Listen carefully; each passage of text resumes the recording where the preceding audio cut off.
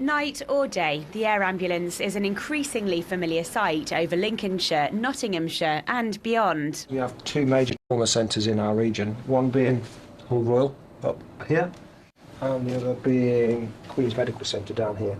On the east coast we've got Skegness, we've also got Mablethorpe.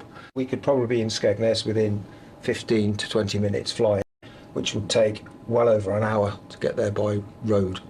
Our job is to get the team to the patient, but then we tend helping the medical team, so even carrying bags, opening bags, getting bits of kit for them. It has been a very busy year, and I think it's only going to increase, and there's a lot of pressure within the kind of wider health service at the moment. Tonight is a great night actually, so you can see there.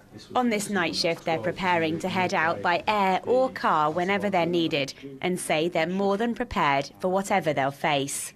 The car in Nottingham has increased the number of jobs that we're doing in the kind of urban area, and the fact that we're available by air at night time is making a big difference in terms of the jobs that we can help out in, particularly the kind of less urban areas, particularly in Lincolnshire.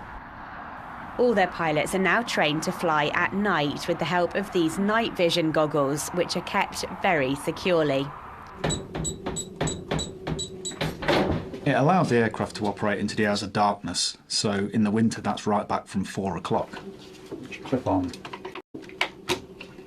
It allows us to extend and offer that service by air right the way into the early hours, which is where the data shows our busiest period would be. Then they drop down in front of the wearer. They say the goggles will help them to help more of us in the next year, as they expect it to continue.